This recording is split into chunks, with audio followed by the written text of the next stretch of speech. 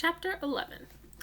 That night there was a real bad thunderstorm, but what woke me up wasn't the thunder and lightning. It was Winn Dixie, whining and butting his head against my bedroom door.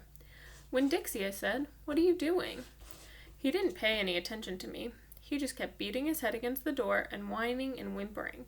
And when I got out of bed and went over and put my hand on his head, he was shaking and trembling so hard that it scared me.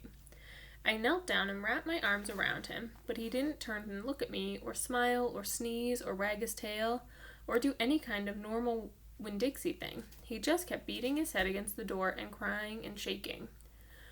"You want the door open?" I said. "Huh? Is that what you want?" I stood up and opened the door, and Winn Dixie flew through it like something big and ugly and mean was chasing him. "Winn Dixie," I hissed, "come back here." I didn't want him going and waking the preacher up, but it was too late. Winn Dixie was already at the other side of the trailer in the preacher's room. I could tell because there was a sproying sound that must have come from Winn Dixie jumping on the bed. And then there was a sound from the preacher like he was real surprised. But none of it lasted long because Winn Dixie came tearing back out of the preacher's room, panting and running like crazy. I tried to grab him, but he was going too fast.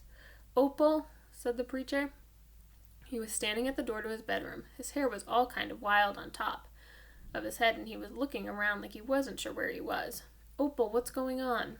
"I don't know," I told him. But just then there was a huge crack of thunder, one so loud that it shook the whole trailer.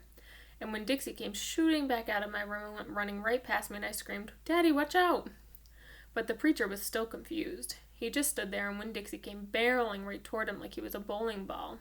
And the preacher was the only pin left standing, and wham! They both fell to the ground. "Uh-oh," I said. "Opal," said the preacher. He was lying on his stomach, and Winn Dixie was sitting on top of him, panting and whining.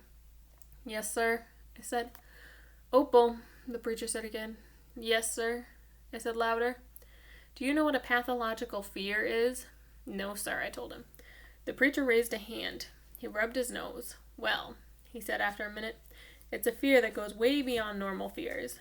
It's a fear that you can't be talked out of or reasoned out of."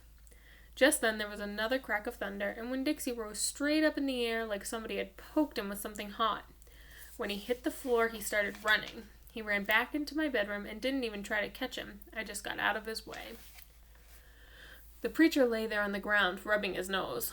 Finally, he sat up. He said, "Opal, I believe Winn Dixie has a pathological fear of thunderstorms." And just when he finished his sentence, here came Winn Dixie again, running to save his life. I got the preacher up off the floor and out of the way just in time. There didn't seem to be a thing we could do for Winn Dixie to make him feel better, so we just sat there and watched him run back and forth, all terrorized and panting.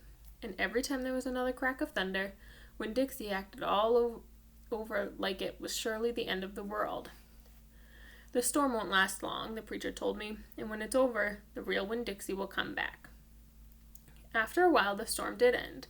The rain stopped, and there wasn't any more lightning. And finally, the last rumble of thunder went away, and Winn Dixie quit running back and forth, and came over to where me and the preacher were sitting, and cocked his head to the side like he was saying, "What in the world are you two doing out of bed in the middle of the night?" And then he crept up on the couch with us in this funny way he has, where he gets on the couch an inch at a time, kind of sliding himself onto it, looking off in a different direction, like it's all happening by accident. But he doesn't intend to get on the couch.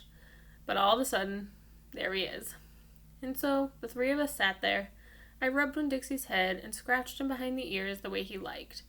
And the preacher said, "There are an awful lot of thunderstorms in Florida in summertime." "Yes, sir," I said. I was afraid that maybe he would say we couldn't keep a dog who went crazy with a pathological fear every time there was a crack of thunder. "We'll have to keep an eye on him," the preacher said. He put his arm around Winn Dixie. "We'll have to make sure he doesn't get out during a storm. He might run away. We have to make sure we keep him safe." "Yes, sir," I said again. All of a sudden, it was hard for me to talk. I loved the preacher so much. I loved him because he loved Winn Dixie. I loved him because he was going to forgive Winn Dixie for being afraid. But most of all, I loved him for putting his arm around Winn Dixie like that, like he was already trying to keep him safe.